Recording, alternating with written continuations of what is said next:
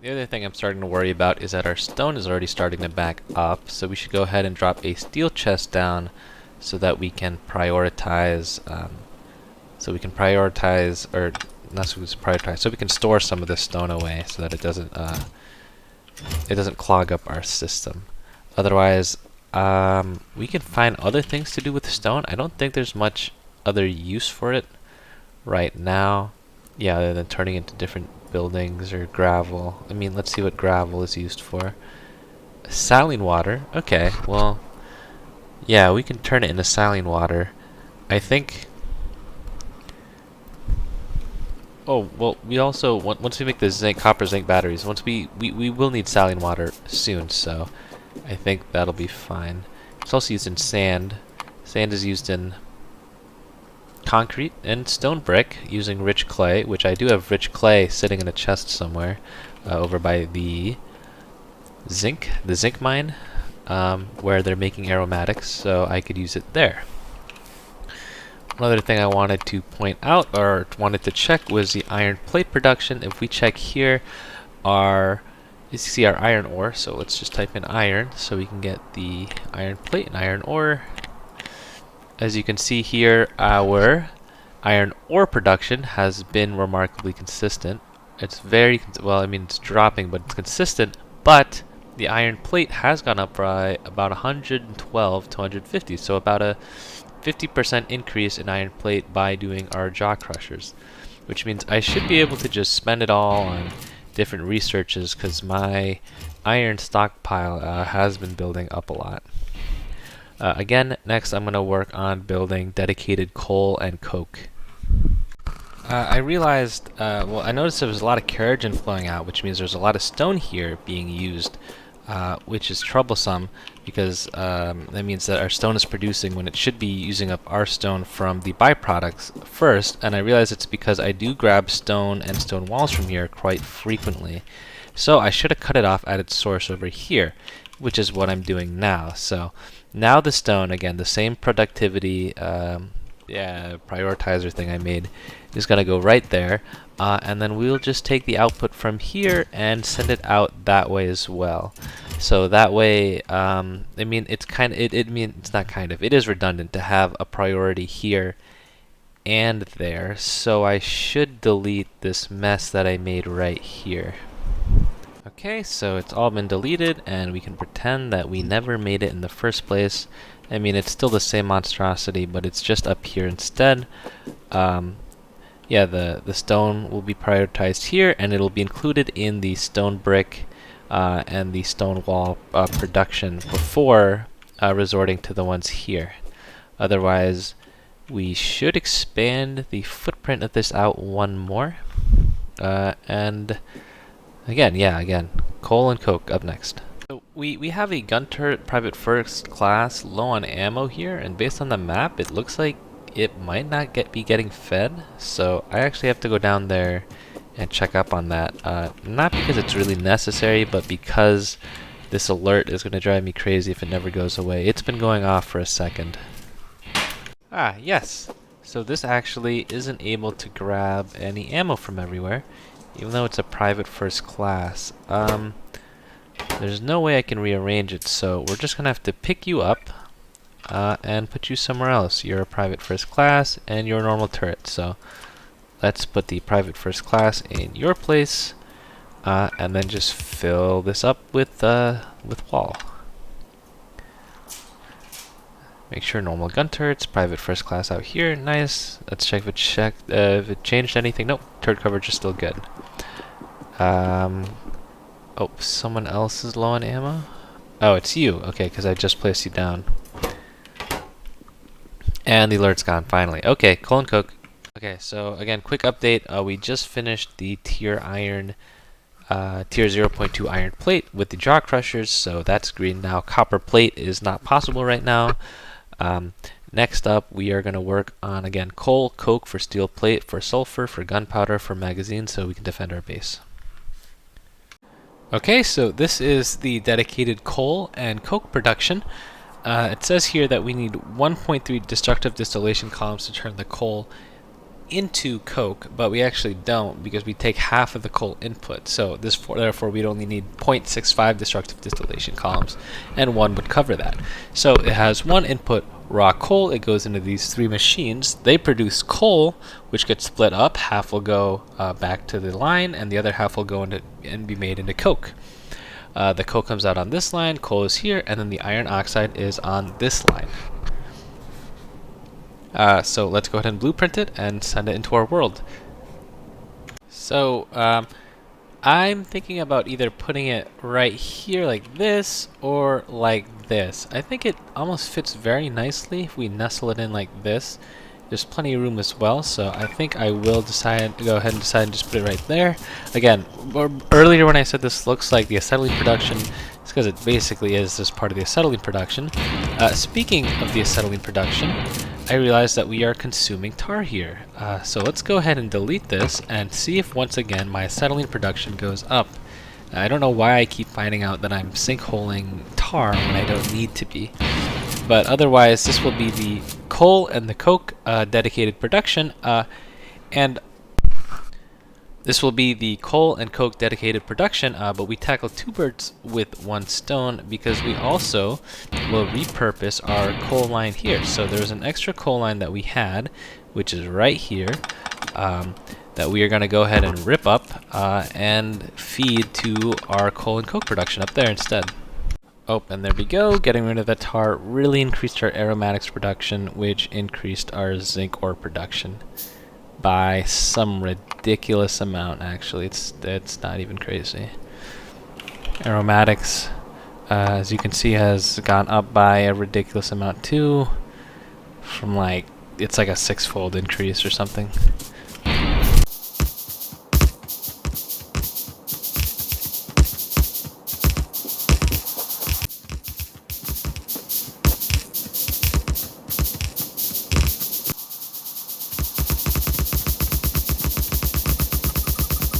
Alright, so I just spent about 2 billion years plugging in connecting these outputs. So I put two belts all the way here, down here, down here, down here, down here, and all the way here to where our bus is going to meet up again. The bus is going to go up, around, down, and connect up here. So that's our dedicated coal and coke. Our zinc production, again, our zinc is going crazy. We've just been producing so much after I realized... We've just been producing so much after I stopped dumping all of our tar out that in fact we might max out on zinc ore. But anyways, here's us plugging it in. And it looks good. We have our raw coal, a full line of raw coal coming in. We have coal coming out, and I have yet to see coke. Okay, and there we go. They're the first bits of our coke headed out. The iron oxide joins up with the iron oxide line. So this is our dedicated coal and coke. After this, we can go ahead and work on the tier 0 steel plate. So once again, we've completed some stuff. So remove the sinkhole consuming all of our tar. Amazing. Can't believe I didn't do that before. These are now done. We have repurposed the one extra line of raw coal, so that's done, which means redoubling acetylene might not happen. We'll figure it out. But up next is making tier 0 steel plate.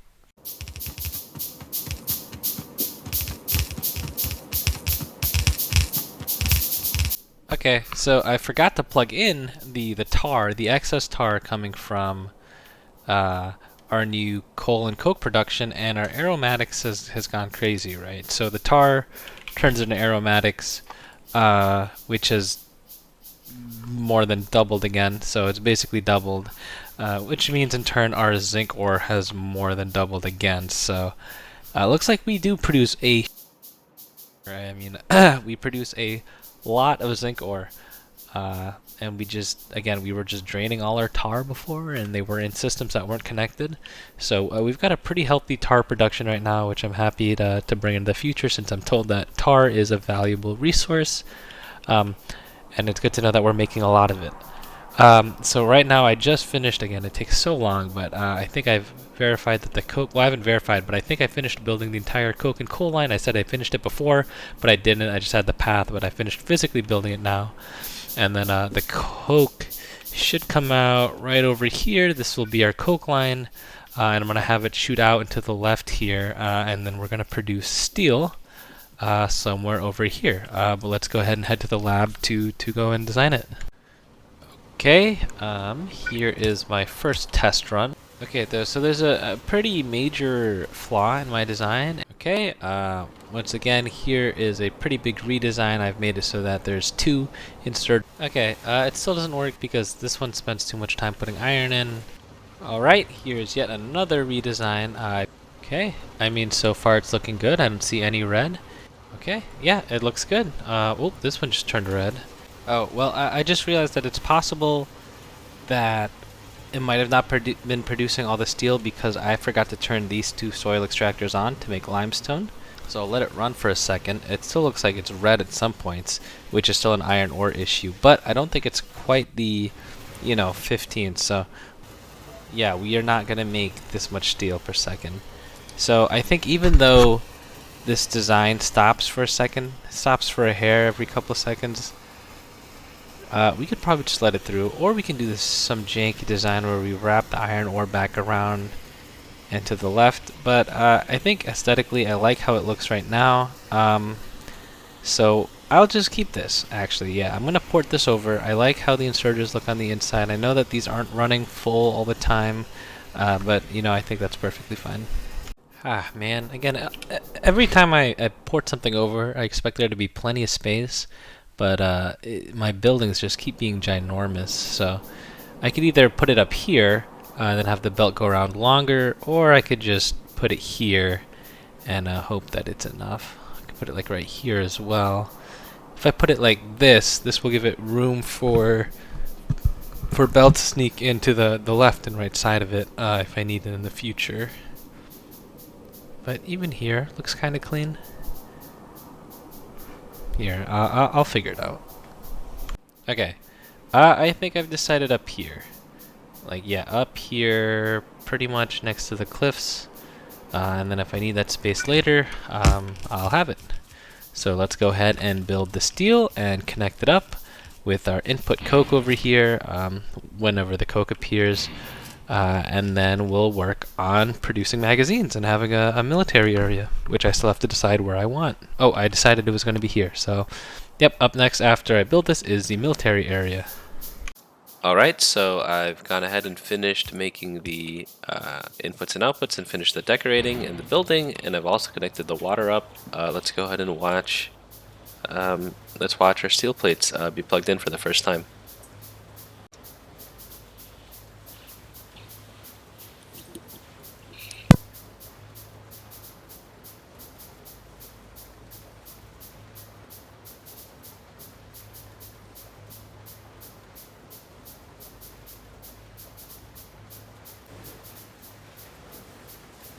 Okay, and there we go. Our steel plates are plugged in. Again, it's not full throughput because the iron ore is being split up between, well, iron plate production and steel plate production. So this is the maximum throughput we get right now. Let's check out how much steel plate that is. An average of about 20 per minute.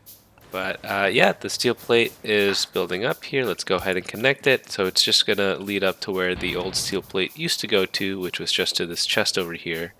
But otherwise, we should go ahead and mark steel plate production off this list and begin production of our military science that's going to be in this crag over here. Okay, so this is my magazine and shotgun shell military production block. It's got a lot of inputs and outputs, and it's the most spaghetti thing I have made in quite a long time. So unfortunately, it's not very robust or expandable, which means if I want to make more magazines or shotgun shells in the future or increase the rate of production of them, I have to either copy paste this or kind of redesign the whole thing. But fortunately, that shouldn't take too long.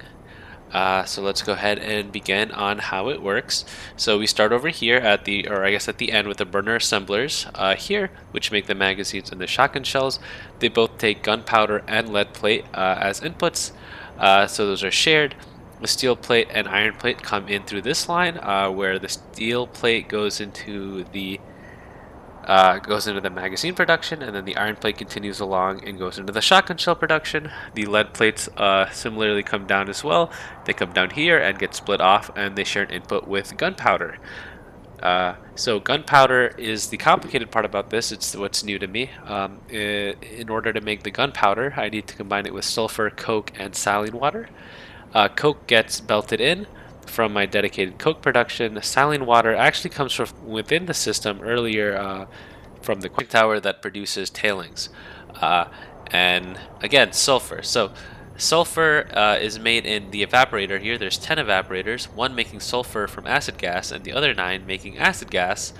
And tailings dust. Tailing dust is a byproduct which we just kind of store in this chest for now. Well, actually, we void it in this chest for now, but in our game, we'll be storing it in chests. It has useful byproducts. It's similar to ash, where you can turn it into other ore later in the game, and I think there are some other uses, but for now, we have no uses for it. So we're just going to be storing them in steel chests until that part of the game comes along.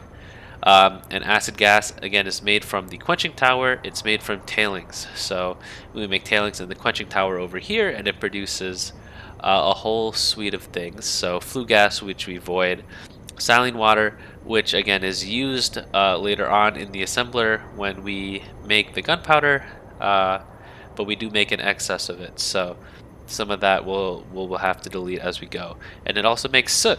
If you recognize soot, soot is from our ash recycling. We turn ash recycling into soot, and then soot gets sifted into the different extra ores. So we'll have a good production of soot, which we'll throw into an ash recycling machine that'll produce us more ores. And I believe that is everything. Obviously, over here we have the barrels providing us our fake water and tar input, but once we start our game, that's what we'll have. Otherwise, it doesn't seem to be producing anything. It's because we're missing gunpowder, because we're missing coke. Oh, because the coke never actually goes in here, so that is one mistake. Let me just put that over here. And then it should start putting coke in here. It only needs 3, so this is very slow. Let's see if it can keep up with the production. Okay, it most definitely cannot keep up with the production.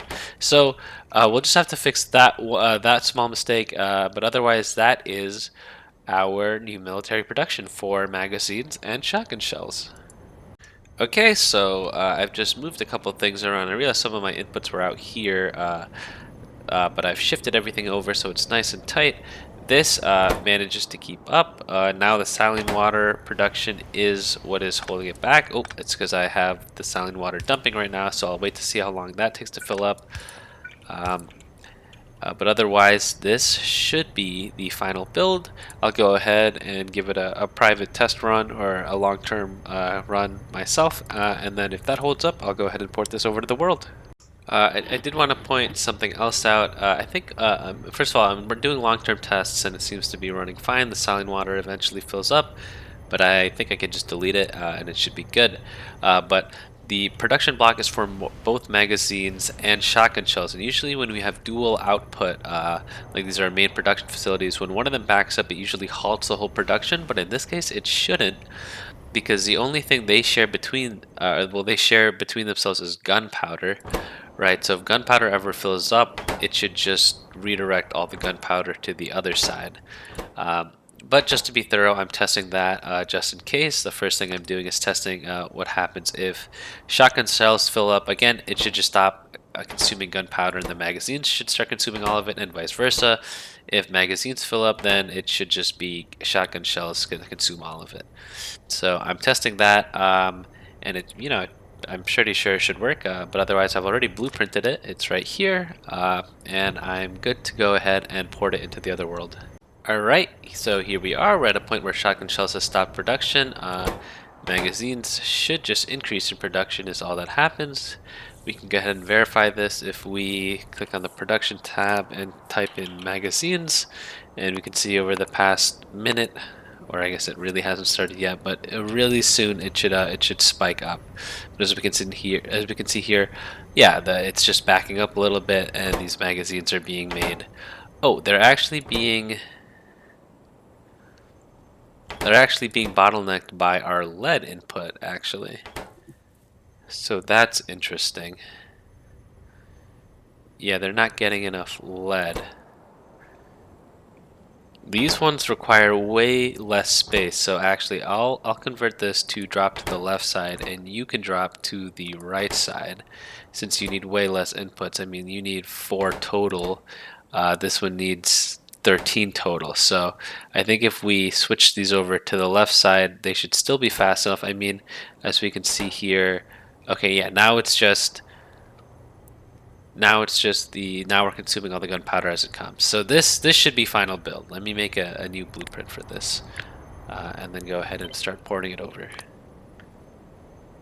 Okay, one final tweak.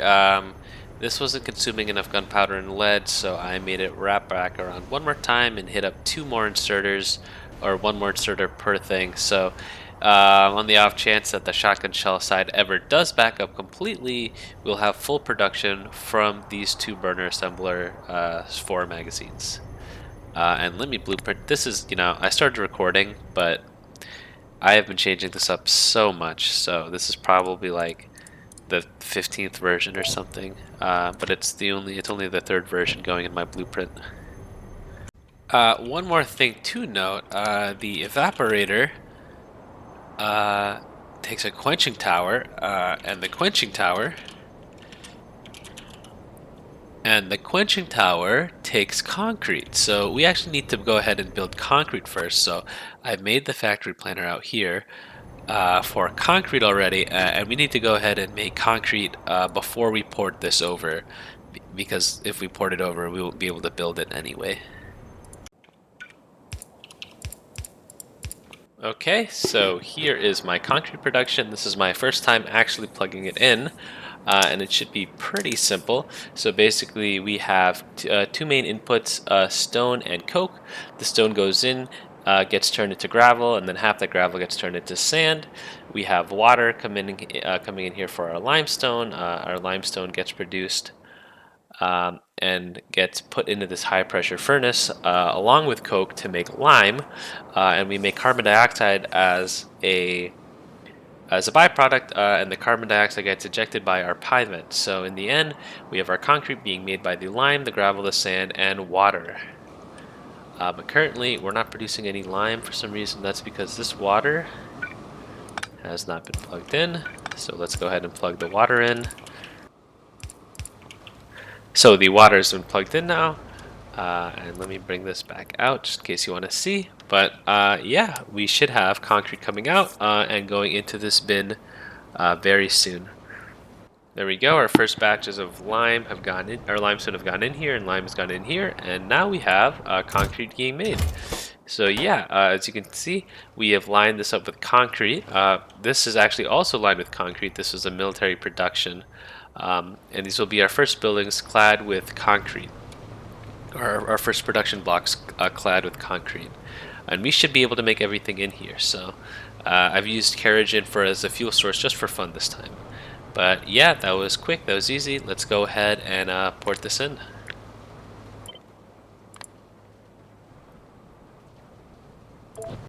Oh, you know what else I'm thinking about porting in? My patrons. Thank you, Ema, John Boy.